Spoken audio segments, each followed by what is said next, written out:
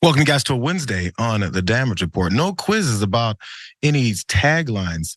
It's just Wednesday.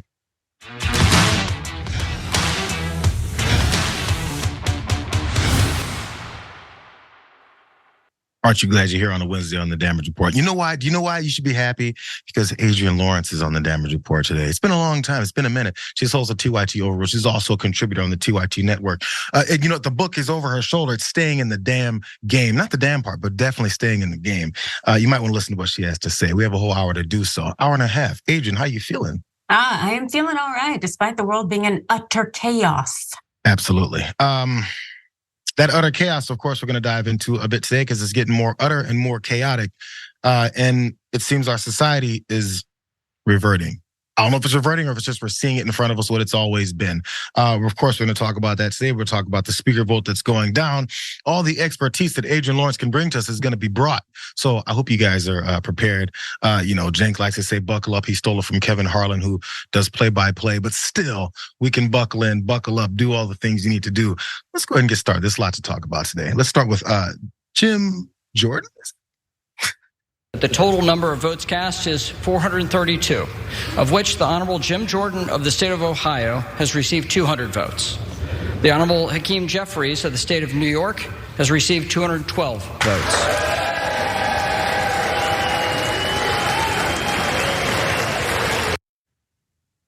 That was Tuesday.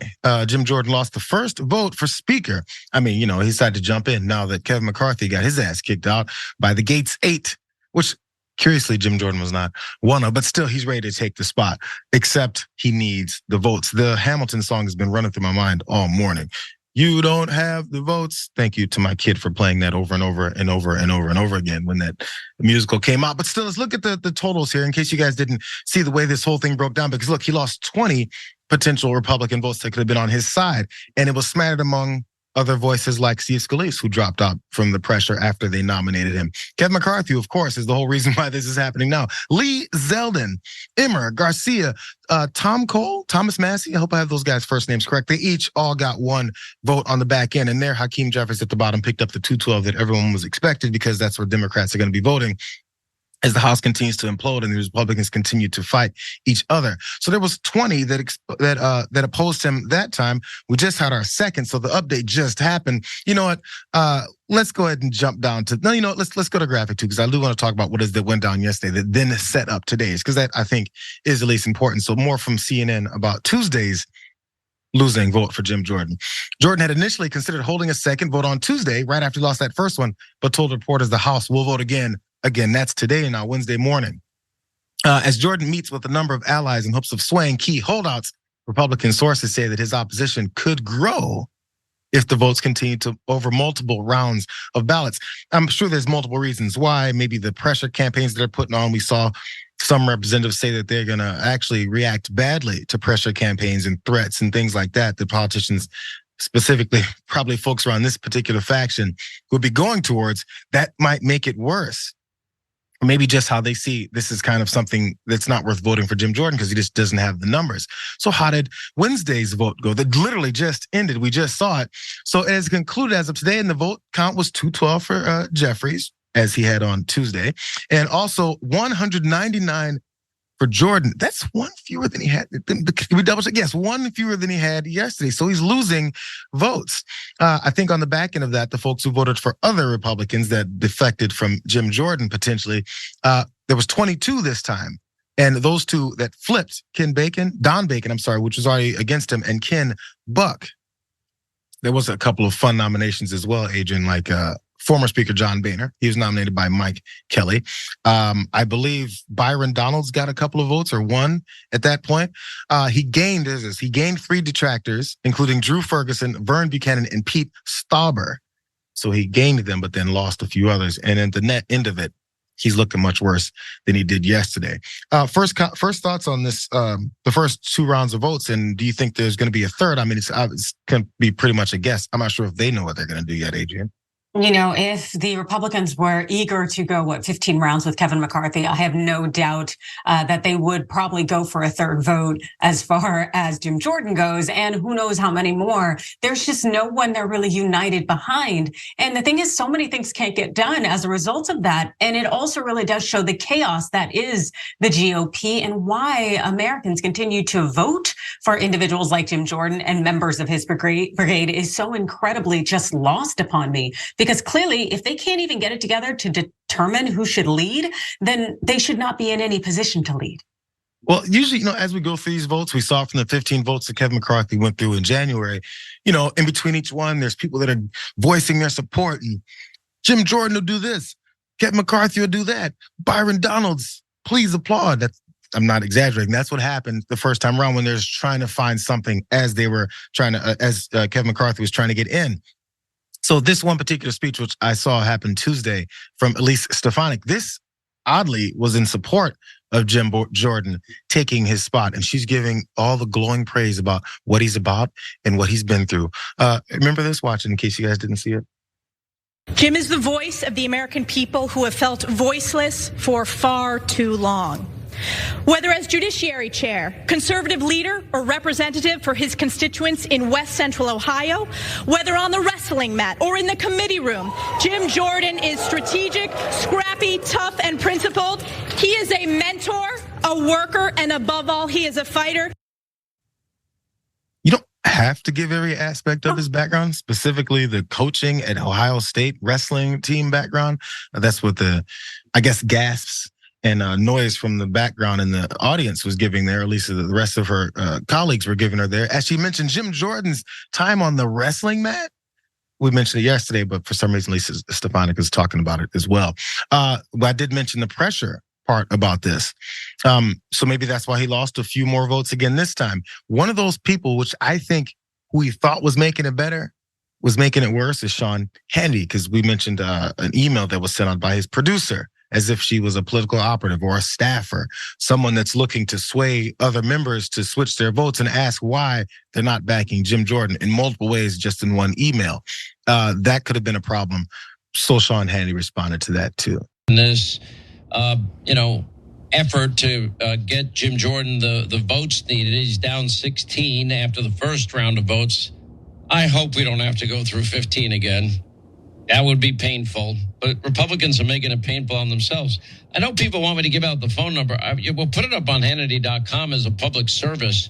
The only thing I ask people is when you make your phone call, and you have every right to contact your elected representatives if you choose, just be respectful. Don't be, one of these, liberal idiots screaming and yelling and ranting and raving. Explain to them why you think it's important that the people's house be opened again. It's crazy that you have to tell your conservative audience not to be like libs. Why would you have to tell them if they're already not like libs? Why would they suddenly adopt the characteristics of these libs who like to scream into their phones at their elected representatives with nonsense, or maybe run up on a Capitol with guns and pitchforks and American flags they can break windows open with? Why would you have to tell them to calm down and actually do things in a certain way? Kevin McCarthy's doing the same thing as well when he's talking about who's to blame for why he got his ass kicked out and why no one else can get voted into. It's those Democrats. Sure, you can keep saying it, but it makes you look even worse. One more person that's trying to push for this pressure campaign of yelling at your elected officials is one Lou Dobbs. Haven't heard that name in a while because I think he was run out right around the time that they had to pay all that money for all the election lies that Fox News was pushing. He's still tweeting though, or maybe he's Xing. Is what he X'd. Because these are the 20 rhinos holding up the speakership of Jim Jordan, who I consider to be a great American and our best choice in this historic moment. I wonder if he thought Kevin McCarthy was the best choice in the historic moment. Or maybe he thought Steve Scalise was also the best choice in this historic moment. Maybe Representative McHenry, who's having to sit in and have absolutely no power. Maybe he's the one who has some kind of way to unite this party. Let's continue what Lou Dobbs was saying. He says, if you agree, please call the offices of these rhinos and let them know that you support Jim Jordan to be the next Speaker of the House. Is this middle school? Rhinos. look who's against me. That rhino, this rhino, the third rhino. As long as I call someone a rhino, then maybe you'll vote against them. This is the process, and this is why we got where we are. So if you're embarrassed in front of cameras already at how bad you have a lack of skill to legislate and help run Congress, why would you then put more faces in front of exactly how juvenile your approach to politics really is? But that's just the Republican Party. More thoughts here, Adrienne? Got a lot happening. Indeed, a lot happening. That effort to use peer pressure in order to get members of the GOP to go in support of someone on the far right who has been nothing but destructive while he's been a member of the House of Representatives. It's very much this Republican way that has led this nation very much astray. It's like there were already problems in politics, but the way the GOP has gone in its divisiveness since the Trump administration really just shows you that these people are operating on a whole different wavelength. And Lou Dobbs is not any kind of voice of reason. The fact that Fox News bumped you because you were out here telling these voracious lies, like, get out of here, man. Who should listen to you moving forward? Like, your judgment is just as good as Donald Trump's. And that's, allow me to go down my rabbit hole of a conspiracy. And maybe it's not all that wild. I haven't talked to many folks about this. Obviously, the Jim Jordan potential promotion would be beneficial to Donald Trump. They can't try and they mention it on pundit radio about trying to nominate Donald Trump to be speaker. Oh, the perfect person to be speaker is Donald Trump. Obviously, he's the leader of the party. That'd be ridiculous and clownish. So the next best thing is someone that's already in Congress, who's already a MAGA Republican, and continues to refuse to acknowledge the results of the 2020 election, to continue to not explain his connection to Donald Trump on January 6th, the phone calls he did or did not have, all this stuff I was actually beginning to forget. The phone calls that he said he had, that he didn't have, and when he had it and how he had it, all that stuff that doesn't make any sense, on top of the fact that then, if he's in this position, maybe it's a proxy to Donald Trump being or having some kind of more influence on the House, which again would be a disaster. Some speculated that's the original reason that Matt Gaetz did this in the first place, kicking Kevin McCarthy out. Maybe find a way to have more power to these MAGA Republicans, which would do more things like the bullying. I love this part because, again, another Republican, Ken Buck, who's been one of the ones who's specifically blocking this and mentioned the bullying and how it's not going to work for him. He's talking about that too. These are all fun moments. Let's watch.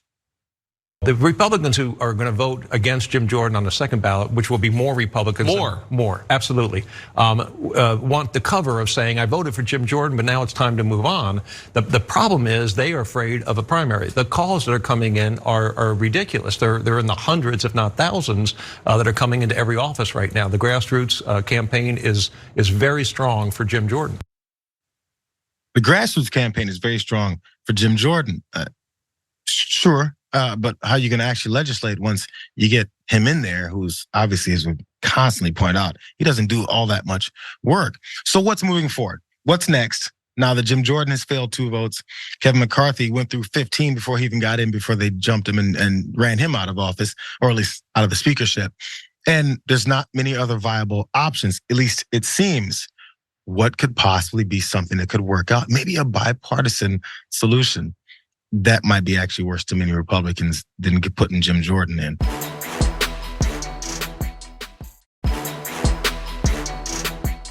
Have you heard anything from the Republican side, any members over the last couple of days that have come to you guys calling for a bipartisan compromise or looking to work with you on that? There have been ongoing informal conversations that have been undertaken over the last few days. I think there's a possibility those can accelerate now that Jim Jordan clearly does not have the votes to be speaker. There are many good men and women on the Republican side of the aisle who are qualified to be the speaker of the House of Representatives. There is no circumstance where Jim Jordan is one of them. No circumstance where Jim Jordan's one of those people. Many times I would assume some of those people maybe aren't qualified just because they haven't been there very long. But I think the first qualification has to be you're not so entrenched in the corruption that you think things work the way that you didn't originally plan. I feel like so many folks run into office, eventually get elected, and then lose the whole reason why they even got there in the first place. Because there's a system in place, and there's certain things that you do, rules that you follow, and objectives, which don't have many things to do with legislating and actually bettering the lives of American people. Let's go this side here before you jump one more time in, Adrienne, because Also, one more thought from another Republican, Jamie Raskin, wonders, so what's the next step as well from our side as to who might they get behind? Because Republicans seem to be everywhere. Democrats are solid. How do we come to a conclusion, though? Maybe another bipartisan solution. Let's hear what Jamie has to say.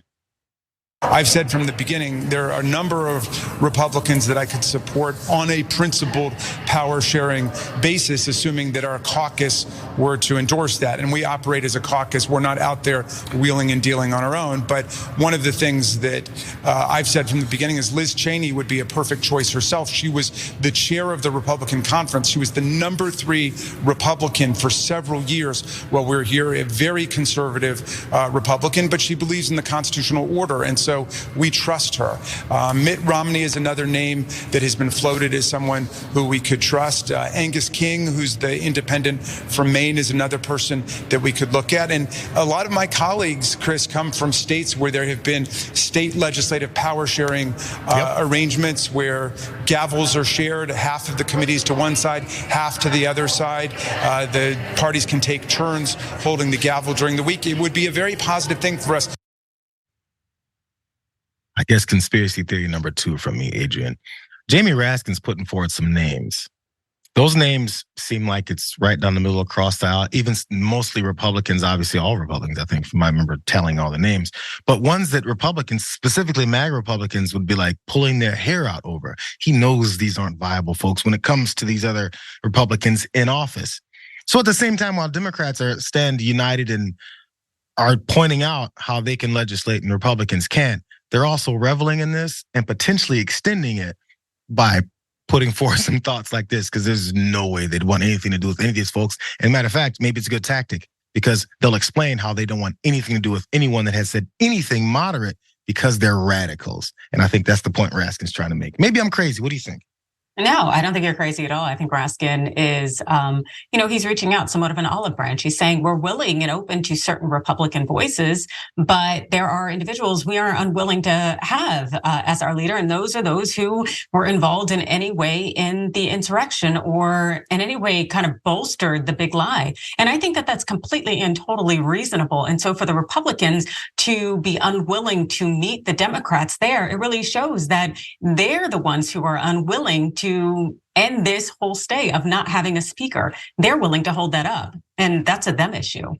How much, just in your opinion, obviously we don't know, do you think that's like from Raskin, Liz Cheney, Mitt Romney, come on, bro. No way, no way. And by the way, Mitt Romney ran for president not too long ago.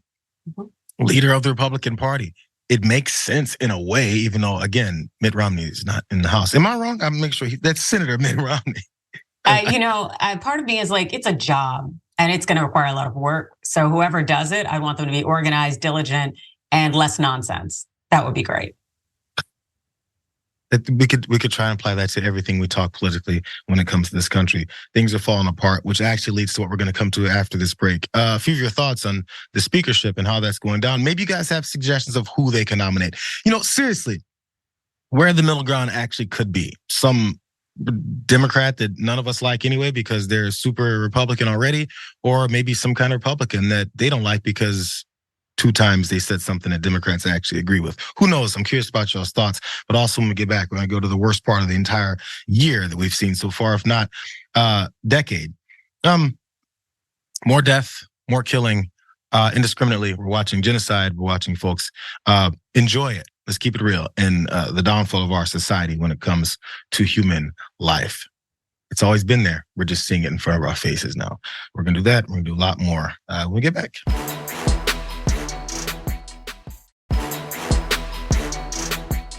I almost got through everything. One last one. Sam Show 20 says, I'd say there's almost nobody in politics who's qualified to be speaker. If you accept bribe money, you're not qualified. If you accept bribe money, you're a politician. If you don't accept bribe money, you're not going to be in office. That's the way the system has basically been set up. We talked about candidates that are coming for incumbents. And the main reason we talk about a candidate that's challenging an incumbent, yesterday was Ted Cruz is being challenged significantly by the challenger from the Democratic side, is because he's raised more money in one quarter, one period. That's the basis for being a politician. So I'm not going to say what I'm thinking because it's a nightmare to run for office. Let's keep it real. You have somehow give up all of your morals and principles in order to be in Congress even. All right, you guys, let's go to this horrific story, this hospital bombing I'm sure everyone's heard about.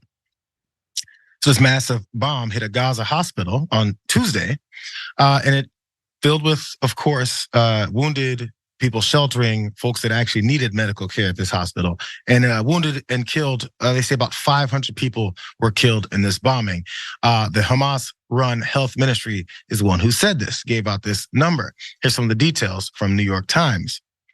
The blast at Al-Arab Hospital, where many civilians were sheltering after Israel's bombardment of Gaza, left bloodied and charred bodies strewn across a courtyard. Palestinian officials blamed an Israeli airstrike, an assertion that was forcefully disputed by the Israel Defense Forces, which blamed an errant rocket fired by an armed Palestinian faction instead. Neither side's account could be independently verified, and the cause of the blast and its death toll remained unclear. And again, it goes back to who you're listening to, who's in some moments propaganda are telling you what's happening versus someone else's. So the independently verified part, I guess it depends on who you trust for their independent verification. Here's an image of what is that went down with the destruction within just, I think, that parking lot area. And again, the destruction that went down of the human toll. Here's another one. I assume was in the corridors of this area as well. Pure hell. So again, I've said this before. If you're a kid and you are living in this is your entire reality and experience in this world. What is it to make someone not believe I must be in hell? This is the literal limits of my life. Am I going to die today? Am I going to be blown up? Because I've seen family it happen to them consistently. This is the now world that we're living in, and the acceptance is the thing that bugs me the most. A little bit more, because as bloodshed unfolded, as the United States is trying to convince Israel to allow the delivery of supplies to desperate civilians and groups and hospitals in the Gaza Strip. And we know Blinken went and visited with the prime minister yesterday in Israel. And also Joe Biden made the trip as well. We're going to get to details of what happened with that. Because again, from the Associated Press, ambulances and private cars rushed some 350 casualties from the Al-Hi blast to Gaza City's main hospital, Al-Shifa, which was already overwhelmed with wounded from other strikes. And its director, Mohammed Abu Salmiya, said this. The wounded were laid onto bloody floors, screaming in pain. We need equipment, we need medicine, we need beds, we need anesthesia, we need everything, is what he also said, and warned that fuel for the hospital's generators would run out within hours.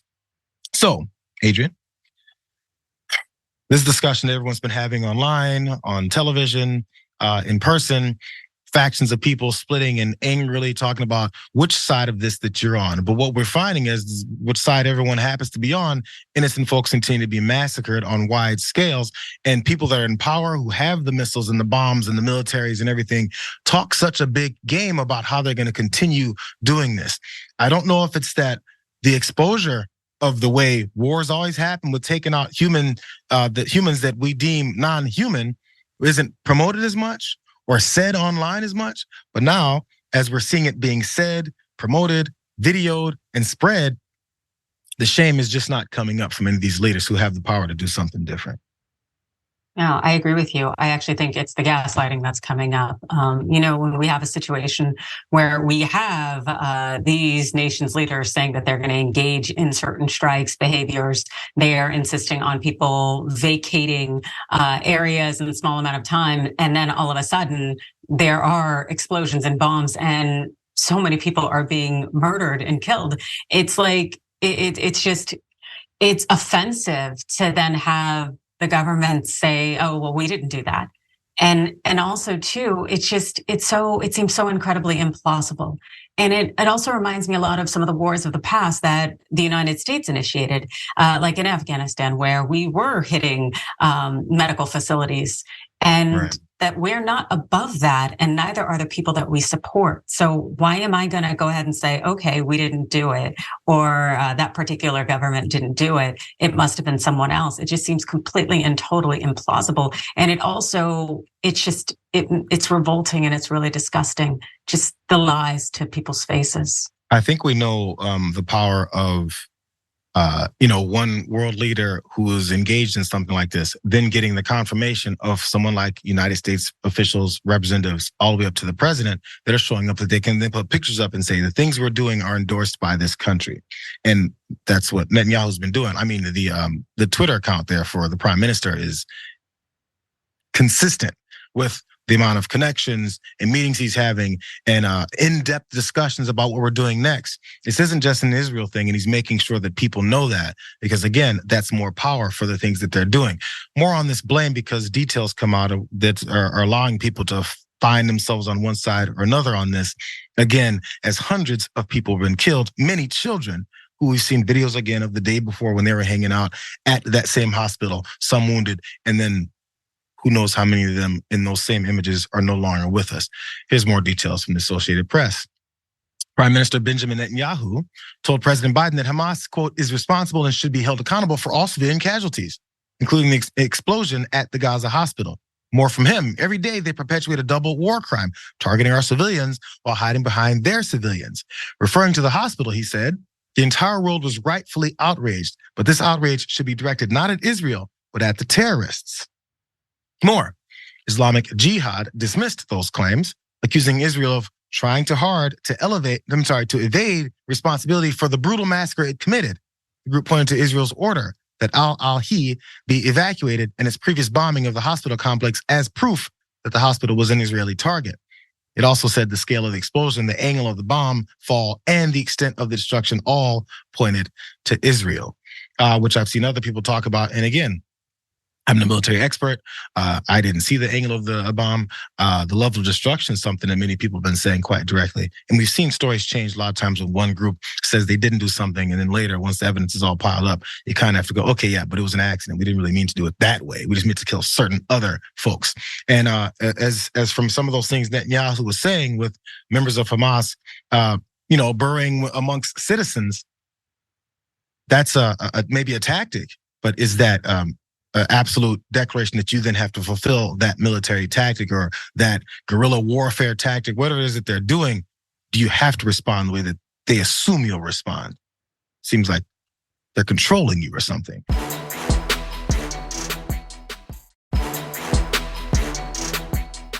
I was deeply saddened and outraged by the explosion at the hospital in Gaza yesterday. And based on what I've seen, it appears as though it was done by the other team, not you. But there's a lot of people out there not sure. So we got to overcome a lot of things. There's no teams. There's no score. There's no team wearing red, another team wearing green as they go against each other for the championship game. No, these aren't teams. These are folks that are being killed on a mass scale, murdered, blown into pieces, and then their families have to pick up the rest of the remains of their lives and try and figure out how to go forward while still wondering if they're going to make it to the next day. But we got people talking about which team it was that did this and that. It's time to, as I mentioned yesterday, we go from punitive measures to preventative measures for many folks believing it. So when terrorists come in and kill tons of folks in Israel, as they did, a week and a half ago now, that sparked this latest mass murder scale thing. As that's happened, and those folks were dehumanized as well and talking about who they were, does it make any sense to then do it on a broader scale the other way? What are we accomplishing? Well, many times they say it out loud, but the protests are definitely still happening. I'll let you talk in there, Adrienne, after we see the protests in Israel's embassies, which I want to point out before we get to this. As people are talking about, whether or not you're for or against Israel, that's a country. There's people within it. How many of them are against it? I mean, Donald Trump was president of the United States. He did many things that many members and citizens in this country who did not vote for him, or maybe even many who did, were like, yo, that's not the leadership that I would like to see. I've seen some of these accounts from Israelis that are like, Netanyahu is a problem. It's not what we want to see. That's not the representation that we want. So the blanket statements about who is and who isn't for or against this, it's way more nuanced than we'd like to admit, because then we'd have to actually think more than just drop bombs. Here, let's watch some of these protests before we talk.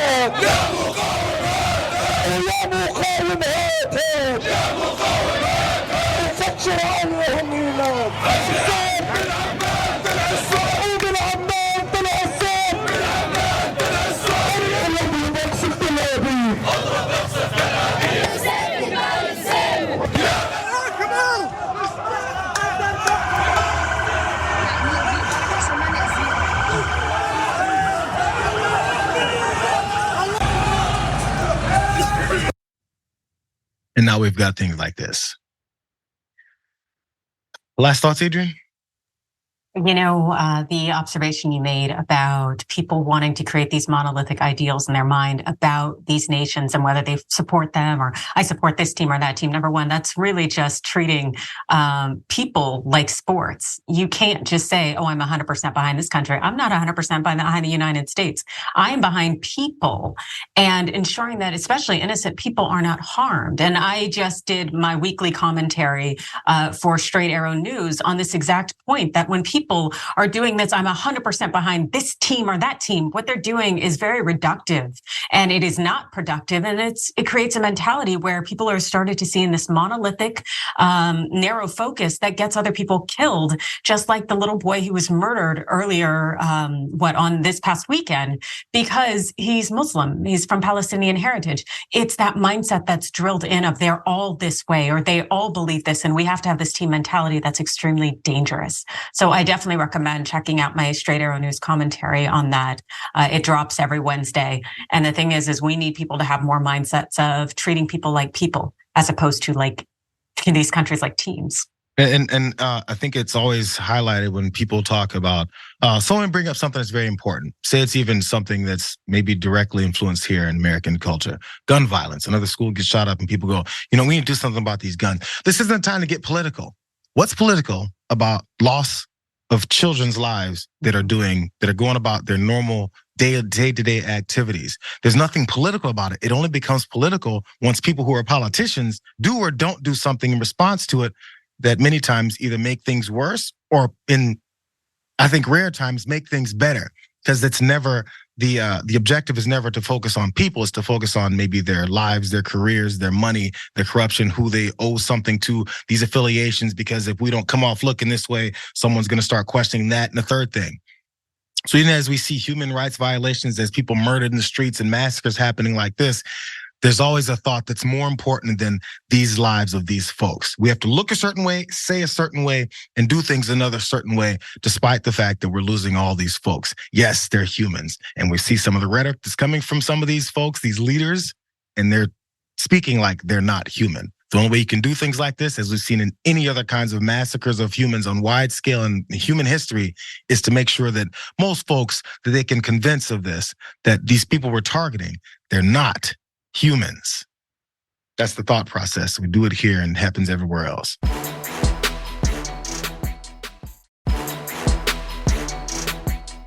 Let's go to the story down in Alabama. We talked about it before with women getting incarcerated for endangering their fetuses as they're pregnant, in many cases with drug use. It happens. We know that happens to a particular degree. That's why there's all these campaigns to push back on this. But in this case, the law is coming to just arrest them, toss them in jail, and then go through things like what Ashley Caswell went through. She was incarcerated for 7 months of her pregnancy and endured unimaginable suffering and harm as she then gave birth. If you've been through some horrific pregnancy stories, maybe you don't want to listen to this part. Caswell was denied regular access to her prenatal visits, even as officials were aware that her pregnancy was high risk due to her hypertension and abnormal pap smears, according to a lawsuit. There was a lawsuit filed on Friday against the county and the sheriff's department. She was also denied her prescribed psychiatric medication and slept on a thin mat on the concrete floor of the detention center for her entire pregnancy. Again, this woman is in jail for testing for, I think, positive for meth while she was pregnant. And this is the restorative punishment that's supposed to have her come out as a better person. The pregnant detainee's water had broken and she was bleeding, but Caswell was allegedly told to, quote, deal with the pain. After being in labor for 12 hours, Caswell gave birth to her son in a jail shower on October 16th of 21. That's what her attorneys said. Then staffers took photos with the baby while Caswell was passed out on the floor. Again, according to this federal civil rights lawsuit. And and also this suit alleges that it didn't end there. There's more things that went down because she was taken to the hospital later on that evening. I mean, not right away, not while the pregnancy was happening, after she'd had her baby. And then hours later, she continued to face more mistreatment. She was allegedly denied the ibuprofen and breast pump that her physicians had prescribed, leading to discomfort, pain, clogged milk ducts, inflammation in her breasts, and a fever. The jail staff did not provide her with sanitary pads for her postpartum bleeding, forcing Caswell to rip up a t-shirt and use it to soak up blood. She was once again allegedly made to sleep on that thin mat. So again, this is why she was in jail. In March of 21, sheriffs in Etowah County, Alabama, arrested her on accusations that she tested positive for meth while pregnant and was, quote, endangering her fetus. Caswell, who was 2 months pregnant at the time, became one of a growing number of women imprisoned in the county in the same name of protecting their unborn children. It was a process. It was a system that they went through to do this because, I don't know, there was maybe some state representative or even a national representative said, I'm going to clean up our problem. And as soon as we have a chance to punish women for existing, let's go ahead and punish them for existing because there's plenty of drug addicts. But still, let's say it's because of unborn children as we then put these lives in danger, these unborn children. One more piece here, Adrienne. I'm sorry, I'm filibustering like crazy. There's more cases from this, as I mentioned. Caswell isn't the only pregnant detainee who has been prevented from receiving necessary medical care at this detention center. From 2018 to 2020, at least 3 other women said that their pleas to be taken to the hospital were ignored. The lawsuit claims this as well. Some were allegedly forced, to give birth alone without medication. One said she experienced stillbirth after she was taken to an emergency room 5 days after her water broke. Because we're the United States of America. We protect children, we protect women. What about the unborn, the lives of the unborn? Did you know that Democrats, after a baby's born, they still want to abort it by murdering it right there on the table in the bed? Or maybe they do it in Etowah County in these jails, Adrienne. This is just disgusting. It's incredibly disheartening. You know, when you are giving birth, it's one of the most vulnerable and dangerous situations in your life, particularly here in the United States, where we're the most advanced country. Yet we have a high maternal mortality rate, I believe the highest of any developed country. And then on top of that, knowing that Alabama is a state with the 3rd highest maternal mortality rate, it really shows you that they don't care about women who are giving birth, individuals who give birth, and they don't care about these babies because they're putting them in situations where their lives are in jeopardy. Otherwise, they would reduce their maternal mortality rate. They would ensure that these women who are put into these facilities have the care that they need to ensure that they give a healthy live birth. But that's not what they're doing. They're treating them not just like criminals, but like animals. How does this not violate the 8th Amendment? And it just really shows you that our nation likes to talk a good game about caring about human life, but we really don't give a damn. Not at all. In so many different aspects, continue and over again say this. So, hey, maybe these sheriffs or folks who run this jail, I guess they're just rabid Democrats that find themselves in the middle of Alabama running the jail because they can't wait to murder children. Or maybe they're empowered to do so and they think they can torture folks because they get off from doing it. It's disgusting. Let's go up to Michigan and talk about another one of these Donald Trump supporters that's found a few consequences. Not much, just a little bit of consequence. His name is Ryan Kelly. Let's go. Ryan Kelly is a former candidate for governor of Michigan. He lost in 2022, and he's just been sentenced, not for losing, but for being a part of all that going on over there. January 6th, the Capitol riot there, an attack on our Capitol. So he was arrested during his Michigan gubernatorial primary last year. He pleaded guilty in July to a misdemeanor count of entering and remaining on restricted grounds. And he admitted he rushed past U.S. Capitol police officers and used his hands to support another rioter who was pulling a metal bike rack onto the scaffolding. Prosecutors also said that he ripped up a tarp on the inauguration stage. It's probably the smallest part about his charges, but still. Here's an image of him where he was on that scaffolding that circles around his. I made a vow to not maybe call as many names for people like this, but still, that's him on the scaffolding having fun on January 6th. Kelly said that the former President Donald Trump was not to blame for what he did after he was done getting sentenced, but that he came to Washington in the first place because Donald Trump had some receipts about the election, the stolen election. He was there to check them out. Then decided to run up on the Capitol. It wasn't Donald Trump. It was just him being there. And when there was no receipts, I guess he got upset at Trump and said, let me go run and take it out on the Capitol. Still, there's one other thing. Kelly was sentenced by U.S. District Judge Christopher Cooper, who said he had some serious concerns that Kelly was truly remorseful because he cited fundraising appeals that Kelly had made 2 years after the riot, suggesting that January 6th was a false flag event. A false flag event that I guess he was a part of that false flag group of people. Maybe he's a Democrat who's been weaponized by the government to be a part of January 6th because it wasn't real, except he was there and now he's going to jail over it. And he also said, yeah, I did it and it wasn't Donald Trump's fault. Are we finding out that there's no principles involved in any of these folks? It's all about opportunity? There's a little bit more reason you guys might be able to believe that one, Ryan Kelly was all about opportunity. It's because he was talking to, I believe, Michigan Public Radio back when he was running. And this is the answer he had about the election. Do you believe that President Joe Biden won the 2020 election, and will you accept the results of the primary next month, win or lose? Joe Biden didn't receive 81 million votes. He didn't get more votes than Barack Obama did. We look at 2,000 mules. We look at, the cardboard boxes up at the TCF Center, the pipe burst, shutting everything down. We see now all of these different components of the 2020 election that are, at least, you got to say they're suspicious. I do think I have to say here that the alleged facts of 2,000 mules have been looked at by a lot of people and been widely debunked, as have some of the other things that you mentioned there. But in short, you do not believe that President Biden won the election. Will you accept the results of the primary next month when you're running? We say, it was widely debunked. Everything was widely debunked. By who? By the media? It was debunked by the mainstream media coming out saying it was baseless claims.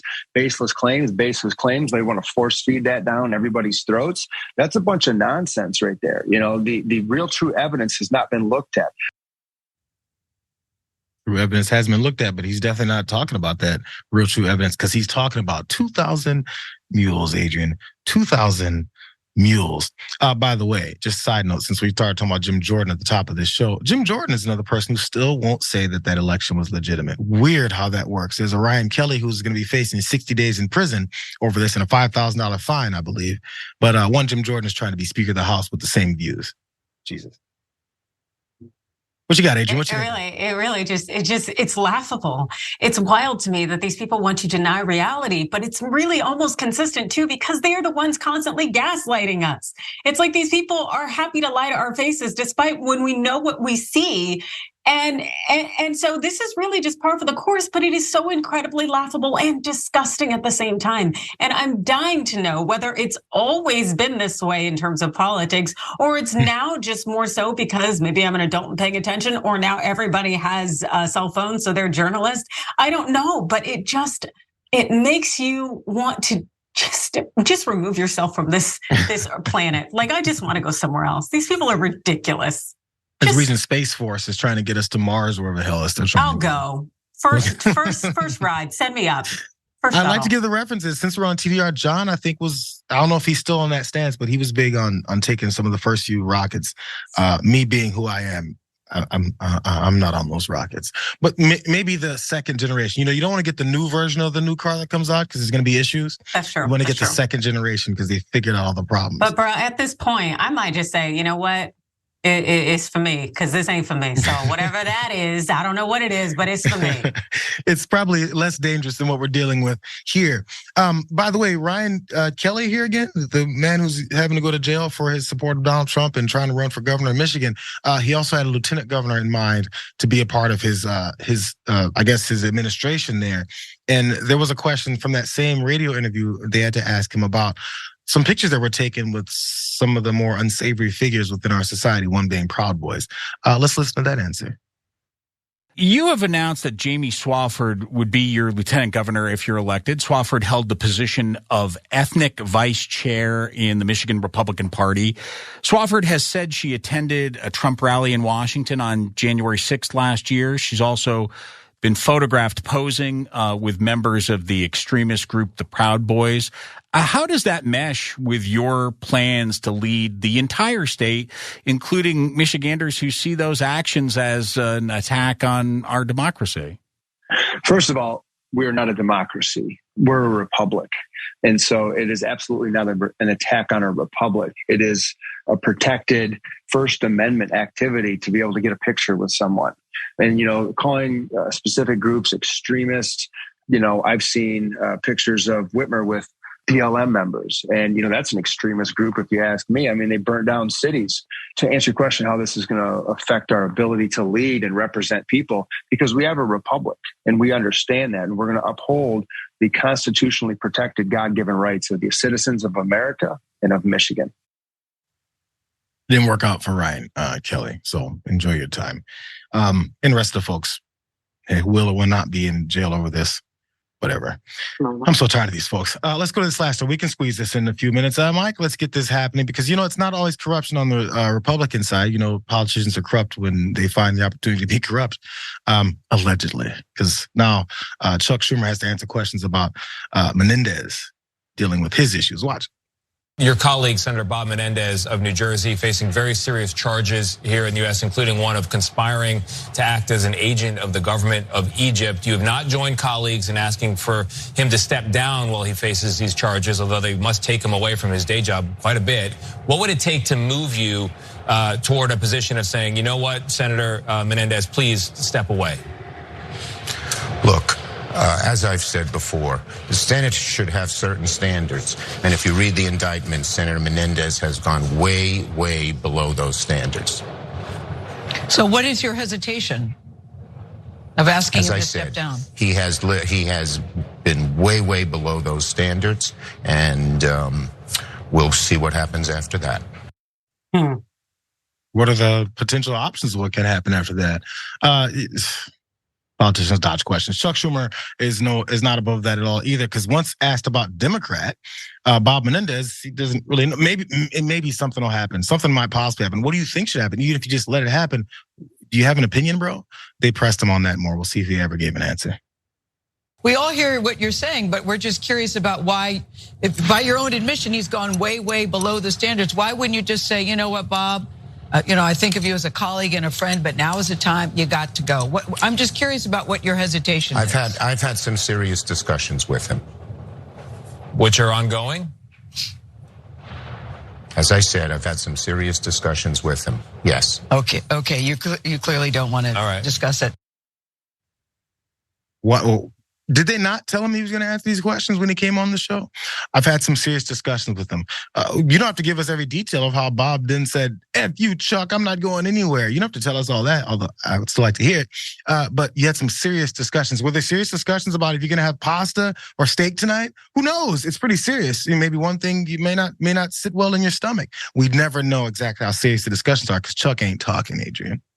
No, and I don't think Chuck is doing anything to necessarily align with his integrity or what he says, essentially that he represents, because we kind of know that this guy is out here maybe breaking the law possibly. I know they're just allegations at this point, but this isn't the first time there have been allegations against him.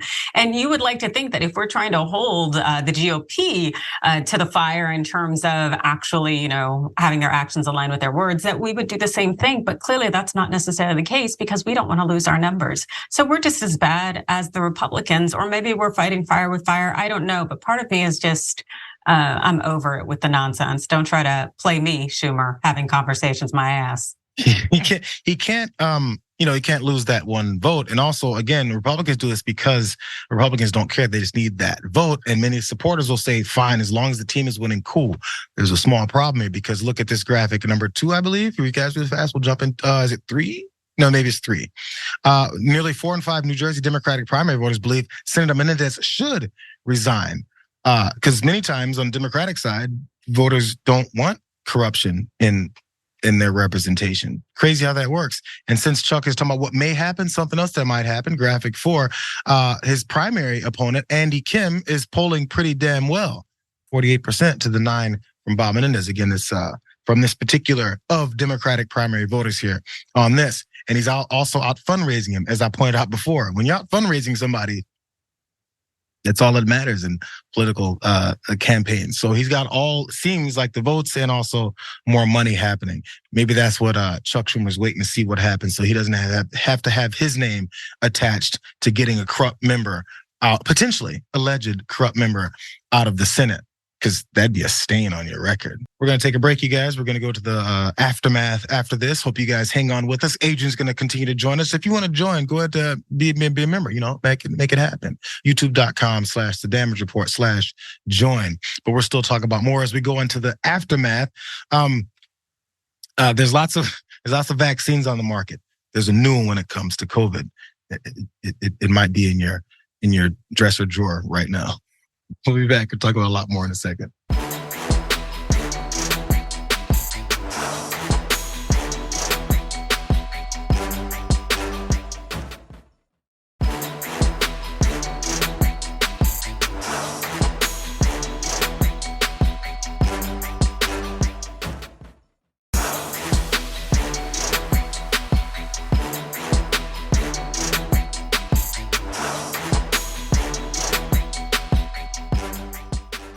Thanks for listening to the full episode of The Damage Report. Support our work, listen ad-free, access members-only bonus content, and more by subscribing to Apple Podcasts at apple.co/TYT. I'm your host, John Adarola. I'll see you soon.